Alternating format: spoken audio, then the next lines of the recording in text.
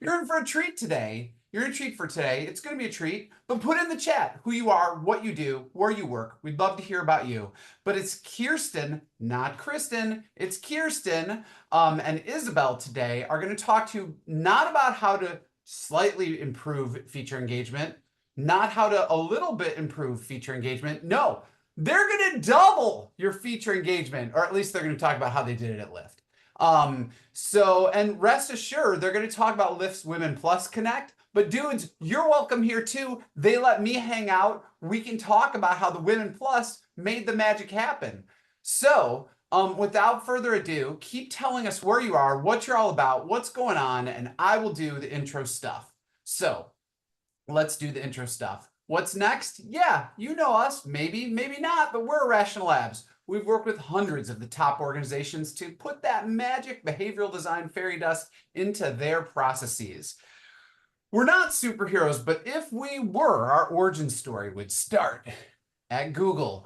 We actually founded the behavioral economics unit there, where we work with over 25 teams to infuse behavioral design, behavioral practices into their work. We've run over 100 experiments. That's a big number given how much goes into running an experiment that drive business growth and create behavioral change. And yes, it's true. We've trained thousands of people, not tens, not hundreds, thousands online, in person, maybe even on the moon. I don't know. We might be broadcasting there. But if you're interested in training stuff, please do check out our learning stuff or reach out to us about corporate training. We love to do that. But more than that, we love to help organizations use behavioral insights to innovate and grow. So we're primarily a consultancy. We help with product design. We help with this B-side training, and we've been doing a ton of work helping with AI strategy. We're an AI-first organization, so a lot of our professional learning actually is how do we juice things and make things more exciting, efficient, and engaging using the artificial intelligence. In fact, Brad, our head of marketing, we don't know if he's a bot or not.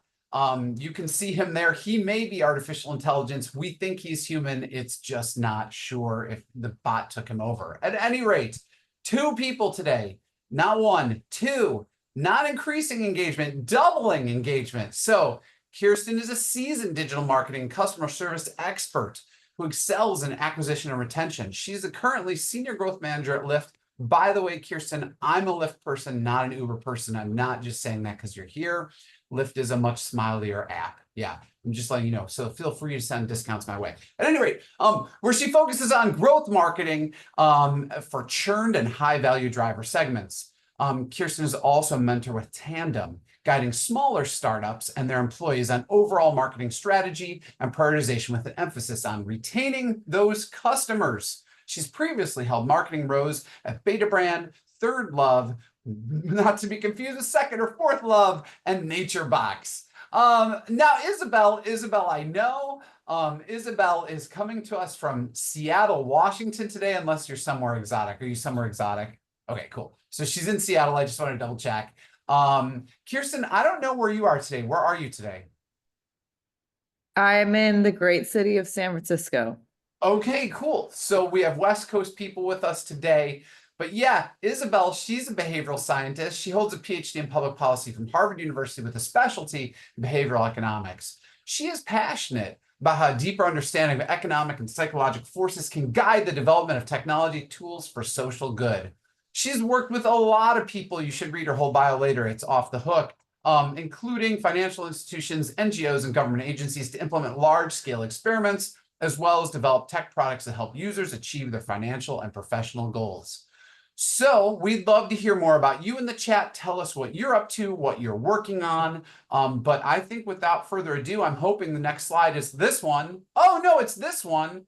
No, we're going to go back to this one. Let's welcome you again. Take over, ladies. Tell us about Lyft Women Plus Connect and the doublings. Make it happen. Wonderful. Well, I will share my screen, but then I'm actually going to pass it over to Kirsten to introduce us a little bit to the feature at hand and what brought Lyft to want to partner with Irrational Labs. Sure. Thanks, Isabel. I have realized that I really need a new LinkedIn photo because I think that picture was taken about 12 years ago. So I'm gonna get on that after this call. But we're here to talk about Women Plus Connect. For those that don't know, earlier this year, Lyft launched this product which connects women and non-binary users. We call it a preference, not a guarantee, because there's lots of factors that go into matching, including time of day, location, number of drivers available. And today we're going to be talking about this product primarily from the driver lens. When we look at our population at Lyft, roughly half of our rider audience is women, but only 23% of our driver audiences.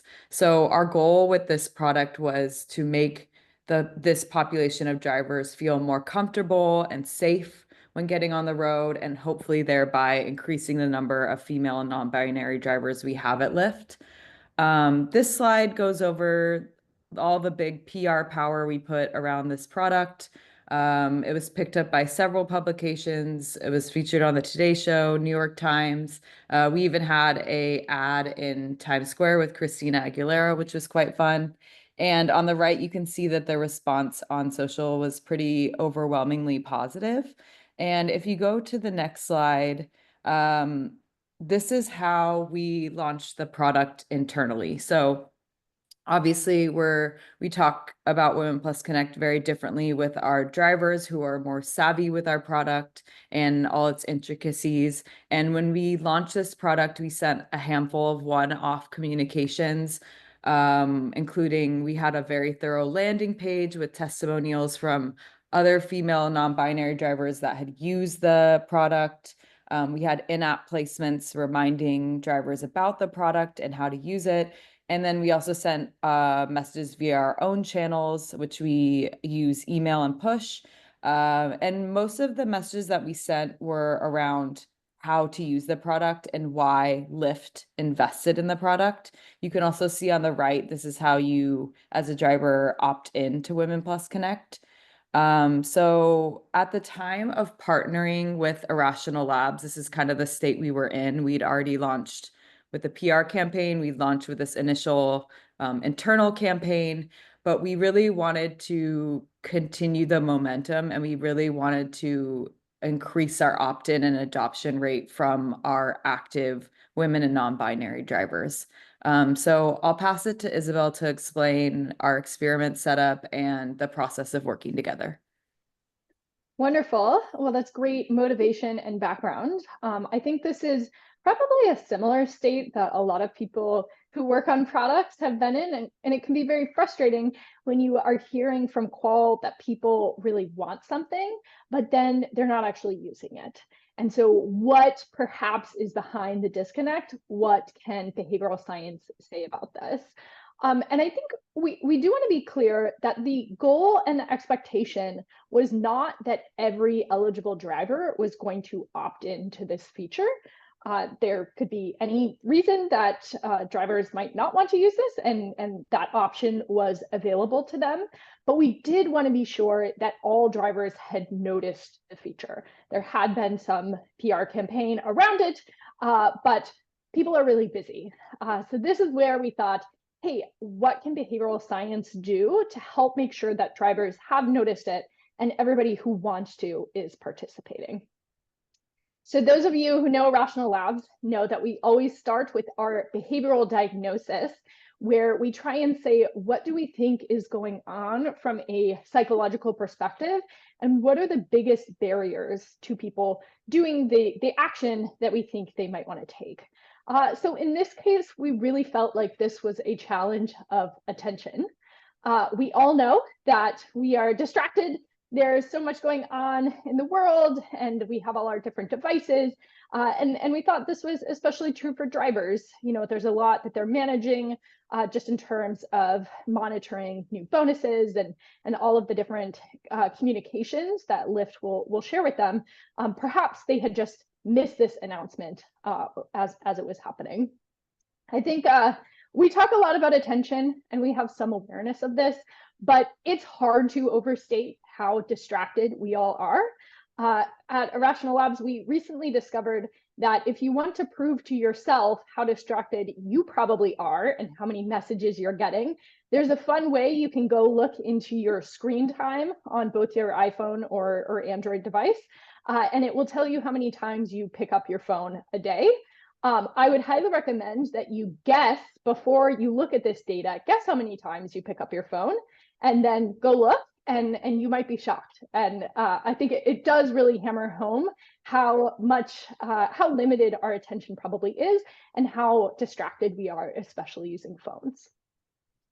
So this was the challenge we wanted to confront, and we thought that we would send a new campaign of messages to announce the feature to drivers, and see how we could layer on behavioral science to really address this challenge of limited attention. So I'll walk through the messages we sent. I know some of you probably have seen our case study, you know what the results are, but for those who haven't read yet, perhaps you can guess in the chat which of these messages you think was the most effective. So the first message, we wanted to really focus on clarity and making sure that drivers understood the feature, try and be as clear as possible in the short space of just a push notification to convey the key elements of what this feature was. So you can see the message there. The second treatment, we wanted to try a behavioral tactic that we'll call here the confirm settings message. Essentially, what's happening here is that when we ask a question like, is this correct? That is going to create some psychological tension for people, because as humans, we just have this very strong compulsion that we want everything to be in order and correct and complete. And when we ask people and sort of suggest, is this correct? Perhaps, something you might want to look into, that can be really effective at capturing attention and getting people to act. So this was our second treatment, the confirm settings message. And then the third that we tried is really to focus on concreteness. And here we want to give drivers a very specific when and why of when they might want to use this feature. I think we focus here on driving late, perhaps because in some of the qual research, drivers had commented on how they were really excited to be using this feature at night. But I think the point with concreteness is that the specific example you give is not as important as being very specific. So we could have done this same message saying, driving early in the morning, try Women Plus Connect, or driving on the weekend, try Women Plus Connect. The point is that by being specific, you are prompting drivers to think about when they drive and when they might be driving next. And perhaps that will help trigger a little bit of a memory cue of when they might want to use this feature. And again, really helping to capture attention. So to be clear about the design of the experiment, we'll take all of the eligible drivers who had not yet opted in to Women Plus Connect. Then we will send them a series of 2 push notifications and an email. And then we'll look how many of them actually opt in, how many are going to open the message, and how their behavior, their hours, their shift starts is going to look over the next couple of weeks. So these were the final treatments. We also have a control group where we won't send a message, and this will allow us to really measure how effective these different messages are. So here's your moment. If you haven't seen the results of the case study already, throw in the chat what your guess is. Which of these messages do you think was most effective at prompting drivers to opt in and to open the message and kind of overcome this challenge of limited attention? All right, so I see people are putting in their last guess. This is your last chance. All right, so drum roll, the final result is that the most effective message that we found was this confirm settings message. It led to 173% increase in new opt-ins to the program relative to the control group. So extremely effective. We will also note that both the neutral and the concreteness message were also pretty darn effective at increasing opt-ins to the program. So I think this speaks to a few things, but one is just the importance of trying multiple conditions when you run experiments. Because if we'd only tested concreteness, for example, we might have said, fantastic, this is just the message that we wanted, and we'll move forward with this, but not realizing that we could have increased opt-ins even more beyond that, which we were able to see with the inclusion of these different treatments. So really exciting results that we were all, I think, thrilled to see. But the interesting nuance in our results is that while confirmed settings was most effective at increasing opt-ins, there was another message, the concreteness message, that was most effective at changing driver behavior. And so that was the one that we really saw this change, where it was an increase of about 1 shift start a week after drivers had received this message. It had some impact on how much they were actually driving. And so that was really interesting, and I think speaks to the power of concreteness, specificity, again, perhaps prompting drivers to think about when they might be driving next. And we saw that translate to an actual change in their driving behavior. So really intriguing results. Just to kind of summarize takeaways, attracting attention is always a challenge, right? But we were able to have a pretty dramatic impact in our ability to get drivers to notice this new feature, and really focus on testing multiple conditions, I think is key to finding out what is going to be the most effective way for you to increase attention. The second, power of concreteness. I love this behavioral insight, and I think this applies across many different scenarios. Just trying to be more specific can have a really powerful impact on user behavior. Our third takeaway is just trying to be clear before you run an experiment about what your overall goal is here. We saw there were different treatments that had a bigger impact on different outcomes. So whatever the most important outcome, that's something that ideally you want to decide in advance before you see the results, and then you can decide which treatment you want to roll out to the full audience. And then the last thing, just reminders matter. There had already been a bunch of announcements about Women Plus Connect, and yet some drivers had missed them. We even saw within our own experiment, we sent these repeated multiple push notifications in an email, and the open rates even of that second push notification were pretty high, which shows that people might just be missing it the first time. And so making sure that we are accounting for this limited attention and sending more reminders. So that's a quick summary of our results from the case study. Really exciting. But now, since we have Kirsten here, we'll spend a little bit of time. I'll ask a few questions just to dig into some of the results in our process. And then we'll open it up to questions from you for both Kirsten and I. But maybe I can start. I think, Kirsten, we were both really excited to see these results, but maybe you can take us to the next step of what Lyft did with these results, where you've been applying them, what you've been up to, I guess, since we launched this experiment. Yeah, I can speak to what we did with this actual experiment, and then kind of like how we more broadly applied the learning. So first, when we set up this experiment, we did it as a one-time send. So basically we took that bulk of all 60-day active drivers and sent them these messages. And after seeing these results, we turned the successful variant into an automated push notification. So now if we see female drivers that are regularly driving and actually giving above average driver hours with Lyft, if they still haven't opted into this feature, then we send them the winning push notification. And then I think more broadly, the learning here was, I mean, you spoke to the fact that attention is a barrier, but I think there's also some other barriers with our driver audience. They have a lot of things to juggle.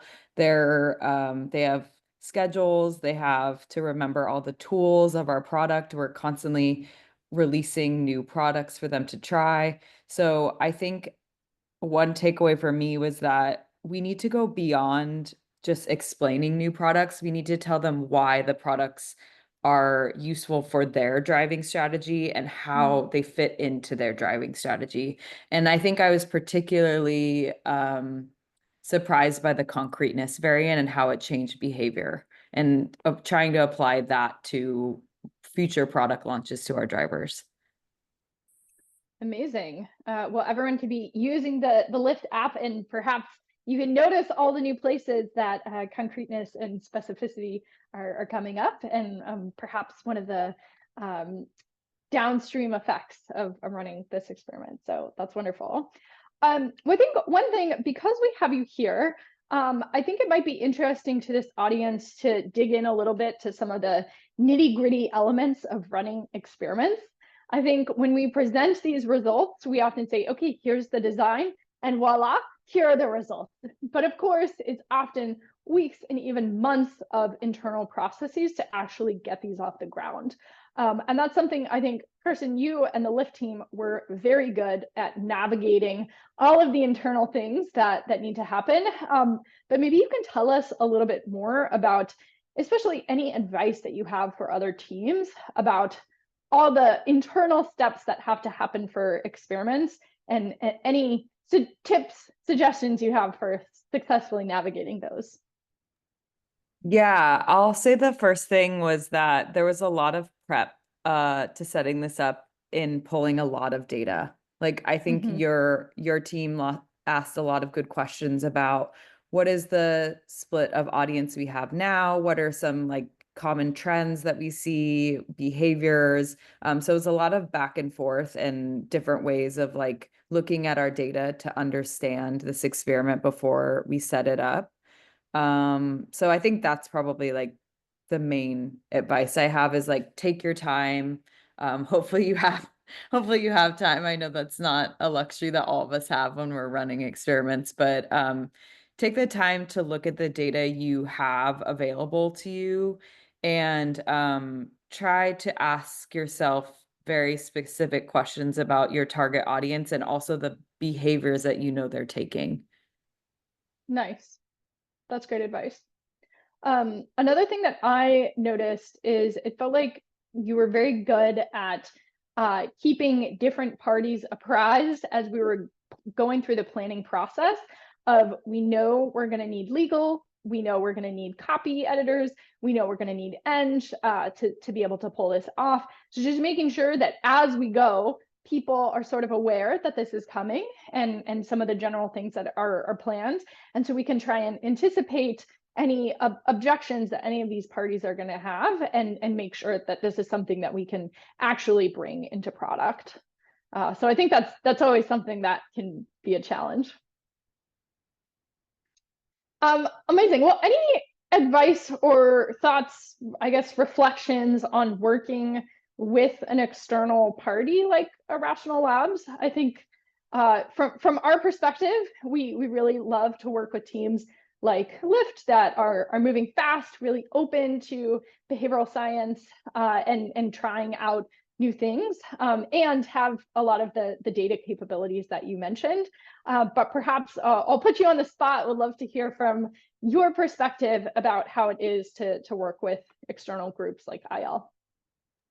Yeah, we talked about this my internal team talked about this after we launched this experiment. And I think one of the main takeaways I had was you all provided some different points of view that I think a lot of times, I've worked at Lyft for 4 years and I've always worked on the driver's side. So I think I can have a little bit of a bias. And I think I know a lot of these products kind of like the back of my hand, but when you work with an external partner, they tend to ask questions or consider things that you might not have because you're in this haze of like you know your product so well. So it was great working with you all, and I think you kind of challenged some of the biases that I have from working with a product so extensively.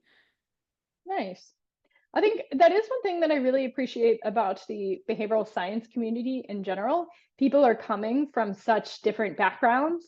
So I come from an econ background, there are even certain behavioral principles that I am more likely to talk about because that is what my research was grounded in, and a lot of my training. But people who come from a social psych background or from a tech background, they're going to come in and they're just different things are top of mind. So that's something that I love. I've noticed with this community as well, the membership group.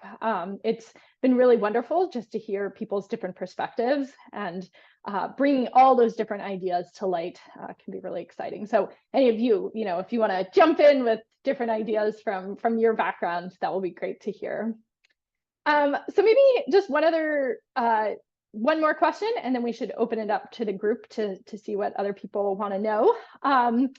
Any other examples of ways that Lyft has been incorporating behavioral science, and especially this is a group that loves experiments. So any experiments that you can talk about, but just love to know what's been going on in your behavioral science journey.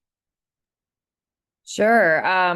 We use behavioral science all the time. In fact, we used to have every week someone presented a different like theory from behavioral science, and we talk about how we could apply it to our product. But I do have one specific experiment that I ran that I thought is quite interesting. At the top of the call, Ryan mentioned that I work on churn drivers. So my focus is primarily on drivers that used to drive with Lyft but have stopped.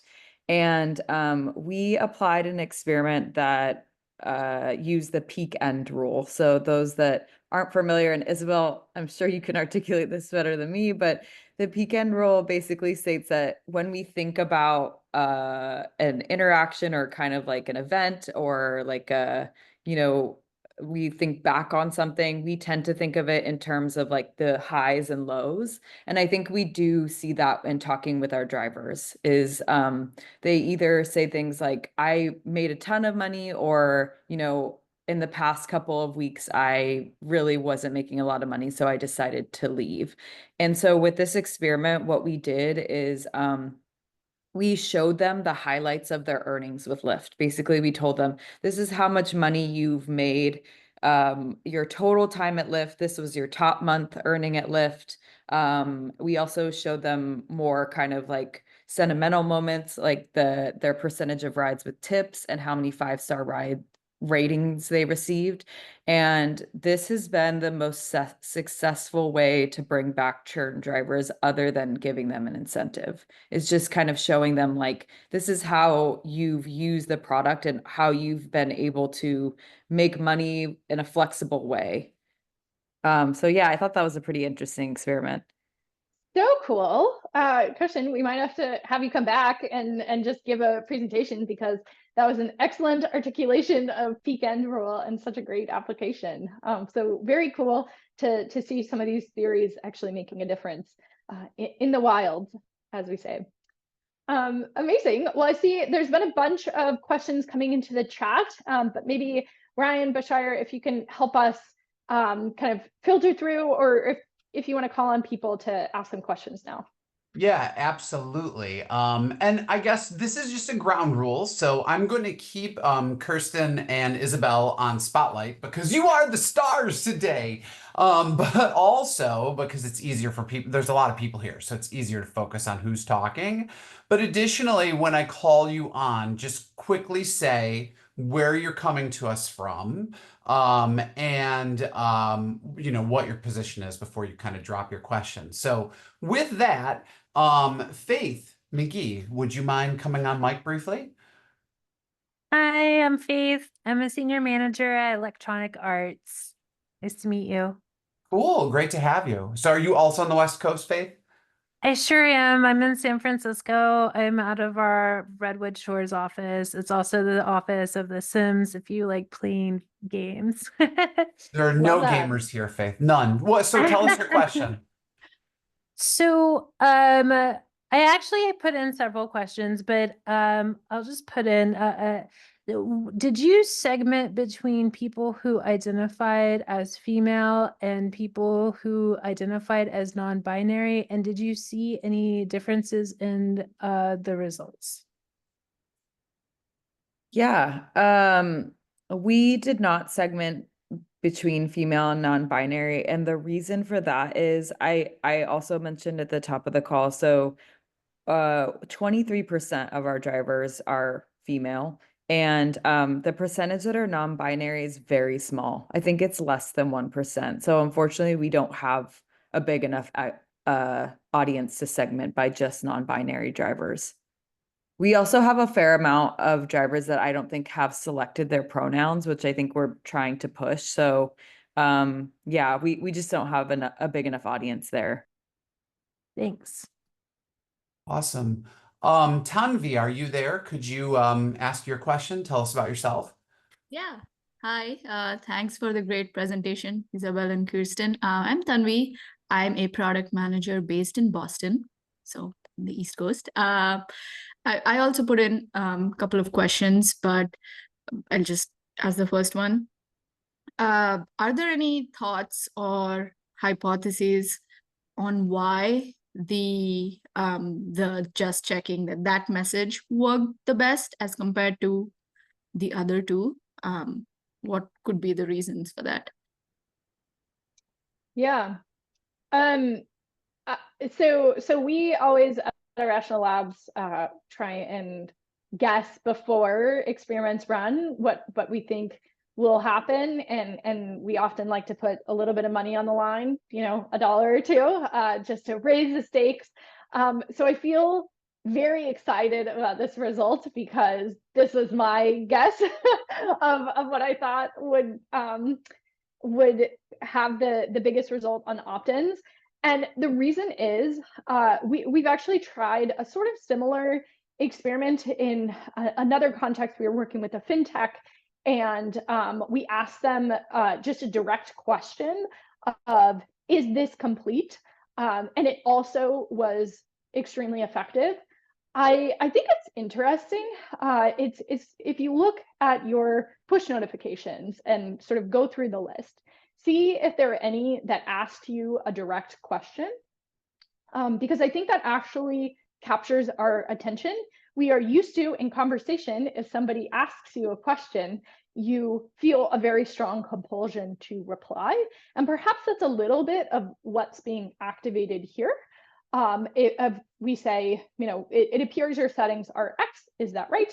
And I think some of what I mentioned in the initial overview of it's just creating a little bit of psychological tension. And if we think about people are just scrolling through a million notifications, they're getting all these messages, right? Just that small thing that catches your attention and creates a little bit of a question in your mind, that can be enough to break through the noise and get people to engage a little bit more and actually open the notification and try and read a little bit more about the new feature. So that's my take on why I think that was most effective. But Kirsten, would feel free to chime in if you have any other thoughts there as well. Yeah, it's interesting to hear you talk about it because you come at it as such a psychology lens, and I think I come at it a more of a product lens. The reason why I think it was successful is because I have a hypothesis that drivers at some point did see this feature. I mean, we did put a lot of like marketing power behind it, both within our ecosystem and outside of our ecosystem, meaning like, you know, the PR campaign. But we only sent that launch campaign once. So we didn't send anything afterwards.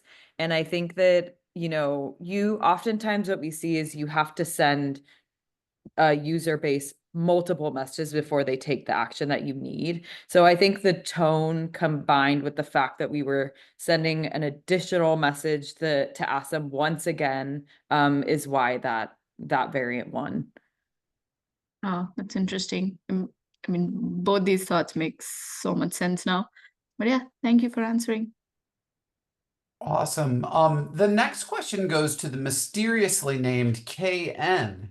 So KN, could you tell us what your name is? I'm sorry. My name is Kim Nguyen, and I am a customer experience consultant at Voya Financials. And my question for you, and by the way, wonderful presentation, both of you. Thank you. So could you say more about the process of identifying the three treatment conditions that you came up with? Like, how did you decide this? And maybe a follow-up question on that is, did you run any pilot before the main step, or you just went through with the main step? Thank you. Yeah. Well, I can speak a little bit from the Irrational Labs end.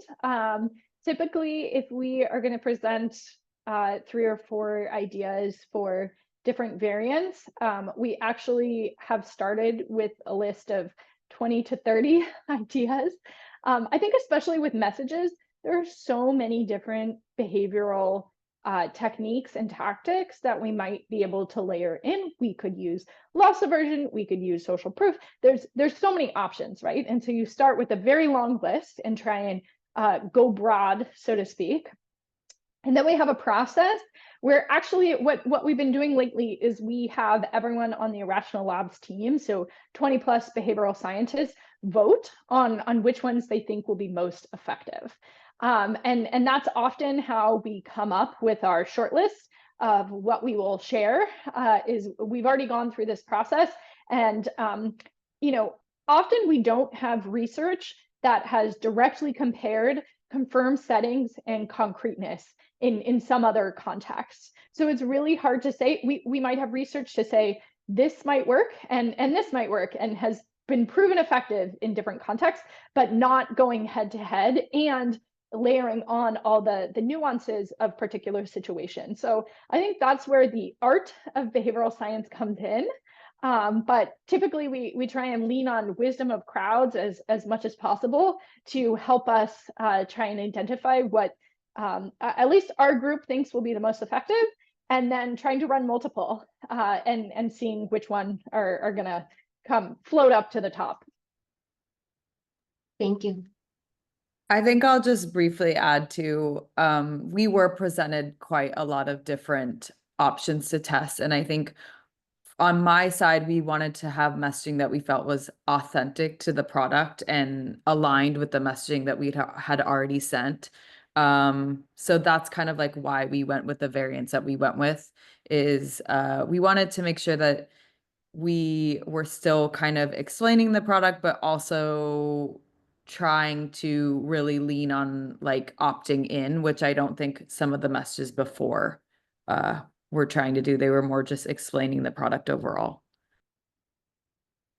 Awesome. Thank you so much. To Sharon McCarthy, also in Seattle. Sharon, tell us, well, tell everybody that doesn't know about you, and then ask your question, which is an interesting one. First of all, thanks so much, everyone. This is fantastic. So I'm Sharon in Seattle. I work in behavioral science at the intersection of AI, behavioral science, and customer experience. I work part-time. So I love this field. I go to every single one of these webinars. They're fantastic. My question is this. Did you have 2 behavioral goals? One was opt-in and one was hours worked. Did you apply each treatment to both?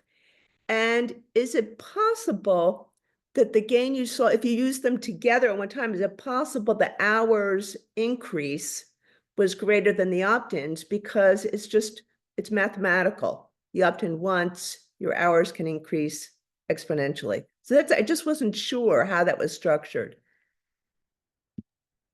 Yeah, that's a really great question. So the goal of our experiment was opt-ins, just like top line opt-ins. But I think the goal at Lyft is always driver hours, right? We're trying to get the drivers that are active to give more hours on our platform. So I think, Isabel presented the results and talked about the verification variant really increasing the opt-in. So I think in terms of the experiment, that was the winner. But in terms of me as a marketer and trying to influence drivers' behavior, we definitely added value to the concreteness variant, and we added some concreteness messaging in our app around Women Plus Connect. So we kind of when we took the results from this experiment, we took learnings from both of those variants and just applied them in different ways. I hope that answers your question. Yes, okay, that's good. Thanks. Yeah, Awesome. and I guess just to what's the word I'm looking for, to I guess frame this in relation to, I think, a challenge that a lot of product teams are going to have. Of course, if you personally are working on one specific product feature, you're very excited for users to use that feature. But the overall point of companies investing in new features, right, is to improve the overall user experience. And you hope that will be reflected in engagement. So I think this is probably a thing that a lot of teams will have to think about is there certain things that might favor one particular feature, but at the expense of the overall product usage? Or, are you just missing that additive element of we want people to use the overall product more? And so that's often the top level goal. And then just to follow up, Sharon, on your question of, is there something mathematical that's leading to just more hours because there were more opt-ins? When we look at hours, we're not looking necessarily about hours when you were opted into Women Plus Connect. It's just your overall hours. So whether you're opted in or not. And so when we look at within each variant, how did driver hours change, that includes people both who were opted in and not opted in. But it's more just the effect of, after having received this message, regardless of the choice you made about Women Plus Connect, how did that change your behavior? Okay. So hopefully that answers that question. Yes, thanks so much. I appreciate it. Awesome. To Diane then, you've had your hand raised, so I'm trying to toggle between the chats and the hands. So Diane, tell us about you and your question. Hi, I'm Diane. I'm from Paris. Also, I have a very giddy baby at home, so you might hear him. He's being very excited about the whole call. Obviously. My question to you, sorry? Need a ride. You might need a ride somewhere. I may need a ride, yeah, for sure. You kind of touched on it, Isabel, but so my question was how the behavior of the drivers who opted in changed after they opted in? Like, for instance, did it impact turn? Did they drive longer? Did they increase like stickiness? Just curious about that. So I'm not sure if we looked specifically for the group that opted in, how their behavior was different. But one thing that we did look at is survival, I guess, of people being opted into the program. And the survival rates were very high, which suggests that once people sort of activate this, then they tend to stay activated. But that's not always true. There was definitely, we saw some drivers are kind of turning on the feature on and off perhaps throughout the day, which is interesting. But I don't think, Kirsten, we looked directly at for that specific population if their behavior was different, did we? No, we just looked at the survival rate, like you said, and I think overall, the number of drivers that opt into this to Women Plus Connect and stay opted in is quite high. It's in the mid 80s. So we saw that behavior, and then as the other thing that we looked at was just driver hours, right? And I think we also looked at, for the concreteness variant, we talked about driving late at night. And so we looked at, like, did this change late night hours? And we didn't see enough like incremental impact there, but we did see that the concreteness did lead to close to stat sig incremental impact in like overall driver hours. How long was it since it was launched? This was launched like I think 3 or 4 months ago, right? Okay, so you would have like sufficient time to tell. Yeah, we've scaled this, like I said, as an automated campaign, and so it's running regularly to drivers. And I think I checked a month ago and we were still seeing the same patterns, meaning the verification variant was leading to incremental opt-ins. The driver hours behavior, I think, candidly, when you run at Lyft, when we run an experiment that's only marketing, meaning we're not doing anything in the product, we're just sending notifications, it's pretty hard to drive incremental driver hours just by marketing, because there's a lot of barriers for a driver before they even go online. They have to open the app. They have to consider like all the things of driving, when they want to give a shift, like, is it busy enough, my flexible schedule. So in general, driver hours is a hard metric for us to move just with marketing. So I think that's another reason why we were primarily targeting opt-ins with this experiment. Okay, good. Thank you. Awesome. Then to Jenica, did you still have a question or? Yeah, I'm still kind of formulating it, but yeah, I think I'll just speak it out loud. First of all, thanks, Kirsten, Isabel, for the case study sharing. I'm calling all the way from London. I work as a product designer for a climate tech named Ecology, so go look us out. Question was around more about, so you said that it was a highly requested feature, and then once it was launched, not many people opted in. So how long was that kind of period before you challenged, like, well, something's wrong here, it was highly requested, and then no one's, yeah, it's just right, trying to understand more of like that period before you kicked in with all the behavioral kind of experiments. Yeah. So first thing is, I do want to say that I don't think that we thought that this wasn't like the opt-in rate wasn't zero, right? We were seeing drivers opt in, and I think it was fairly successful, but we wanted more opt-ins, especially from drivers that were regularly driving. That was like the segment that we were trying to go after.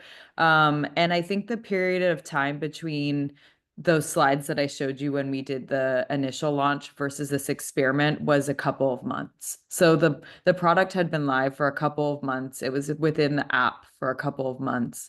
And we still were not seeing the opt-in rate where we internally wanted it to be. But I mean, it was still fairly healthy.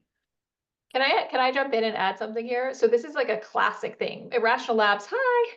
Irrational Labs works with companies time and time again, where the whole team has worked hard and they sprinted and engineering worked hard and they launched this feature and customers said they wanted it, and it's like this big moment. And this is 0% on Lyft. This is just a super common thing. And it's kind of speaking to the power of behavioral science to say, yes, even though people rationally said they wanted this thing, why are they not doing the thing that they said, which is like, oh, if you build this feature, I will come, I will use it. That's kind of what's so exciting. We're talking about this specific use case and the specific scenario for Lyft, but what we want you to all kind of take away is applications to your product. When are times where customers said they want the thing and there may still be upside, is kind of the takeaway here by using these behavioral strategies. Yeah, that's excellent. And for those of you that don't know, Evelyn is one of our managing directors here at Irrational Labs. So she's just kind of giving you some additional context. Sorry. No, it's okay. We like to do the first act, Evelyn. We like to let people know who you are. But with that, there's a great question here from Daria. Daria, would you mind coming on and asking your question? Yeah, thanks, Ryan. Just want to say love this. Love Irrational Labs and love these webinars. It's always a highlight for me. I'm just curious what's next. So, you ran all these experiments, you learned a lot, and just curious what's next for Lyft and how maybe you're going to continue. Yeah, and I want to add, I think that what you asked in the text that was really cool is like, based on these lessons learned, what's next, right? So connecting these dots. Yeah, and maybe Kirsten, one of the things that we can say, maybe in regular language, scaling is like, okay, let's talk about tech speak and then we scaled it. So I think for like very bluntly, basically, and this is again something that we do a lot with teams, is we test something to see what is the winning horse, right? What is the thing that will really move the needle for this problem? We learn what works. Cool. And now let's have everyone. Let's deploy that universally. The experiment ends, you take away the control condition, you take away the conditions that maybe didn't work as well, and you'll roll out this winning thing. So Kirsten, I'm putting words in your mouth, but that's sort of what happened here. And again, I want you to speak to this more directly. These kind of insights, the behavioral approach of like how to think about what might nudge driver behavior were rolled out or were shared across a broader Lyft team. Kirsten, you want to add or correct anything that I said there? No, you're completely right. And thank you for checking me on my tech speak. Yeah, I can add a couple of things. So, more broadly, I think we've heard from female non-binary drivers that there's a safety element. Like this feature is something that they want, but they also want to feel safe. So we are rolling out an additional product, which is rider verification. On the driver's side, you have to have a picture and we have to verify your identity. But on the rider side, we don't want to cause a lot of friction in our funnel. So we didn't require them to take a picture and verify themselves, but we are now requiring that and we're rolling that out to a fair amount of regions. And then I think direct applications from this experiment, I talked about how we're sending that push notification to everyone. We're also taking that concreteness messaging and we're putting it in our onboarding funnel for new drivers. So when new drivers are signing up with Lyft and they've kind of bypassed all the requirements and they're starting to use the product, we're featuring Women Plus Connect in their early life cycle. So when they start giving rides, and we're using that concreteness messaging, applying giving rides late at night to Women Plus Connect. So I think that's another direct application of learnings from this experiment. Nice.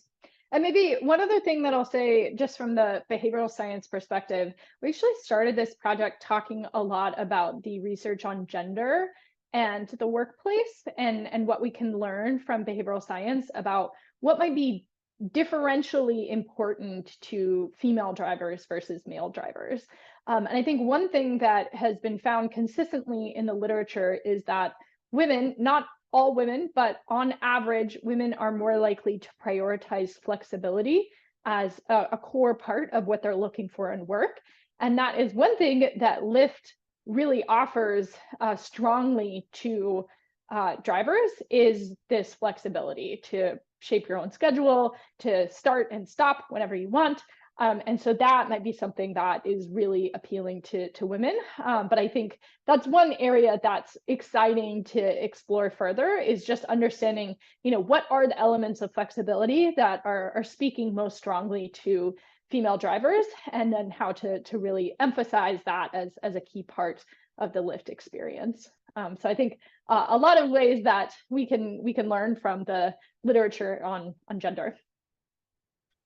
Yeah, this has just been absolutely incredible. Thank you to everybody who has come out to play today. What's interesting is there's lots of cool side conversations going on there, so I'm kind of tracking the conversation, but then people are talking to people and suggesting research and ideas and all this information, which is very, very exciting. A special thank you. Give your best love emojis to Kirsten and Isabel in the chat.